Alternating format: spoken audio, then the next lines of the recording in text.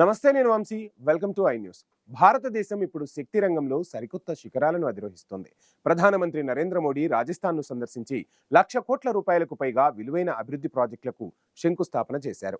వీటిలో 52 తర్వాత రాజస్థాన్లో రెండవ అణువిద్యుత్ ప్లాంట్ ఏర్పాటు చేయడం ఒక పెద్ద మైలురాయి. ఇది కేవలం అభివృద్ధి కాదు, భవిష్యత్తుకు ఒక దారి. భారతదేశ శక్తి అవసరాలను తీర్చడంలో రాజస్థాన్ కీలక పాత్ర పోషించబోతోంది. చిత్తోర్గఢ్లోని అణువిద్యుత్ ప్లాంట్ విజయవంతమైన తర్వాత ఇప్పుడు బన్సవారాలో రెండో ప్లాంటుకు శంకుస్థాపన చేశారు. ఈ రోజు ప్రధానమంత్రి మోడీ బన్సర్వాను సందర్శించి ₹1.08 లక్షల విలువైన అభివృద్ధి ప్రాజెక్టులను ప్రారంభించారు. అలాగే వాటికి శంకుస్థాపన చేశారు. ఈ పర్యటనలో ముఖ్యమైన అంశం 2800 మెగావాట్ల మహీ బన్స్వారా అణువిద్యుత్ ప్రాజెక్టును ప్రారంభించడం. ఇది భారతదేశ శక్తి రంగాన్ని మరింత బలోపేతం చేయడంలో కీలక పాత్ర పోషిస్తోంది. ప్రస్తుతం భారతదేశం 24 అణు రియాక్టర్లను నడుపుతోంది. వీటి మొత్తం సామర్థ్యం 880 మెగావాట్లు. రాజస్థాన్లో కొత్త యూనిట్లను చేర్చడం ద్వారా ఈ సంఖ్య 10,100 మెగావాట్లకు పైగా పెరుగుతుంది.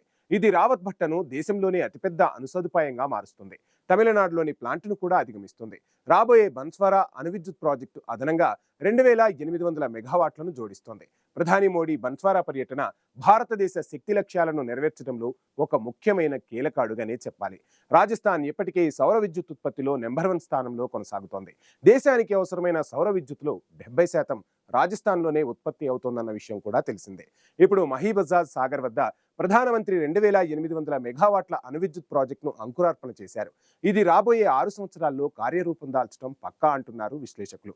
2047 నాటికి దేశం తన శక్తి లక్ష్యాలను చేరుకోవడానికి మరో అడుగు ముందుకు వేస్తోంది. జై హింద్, జై హో భారత్.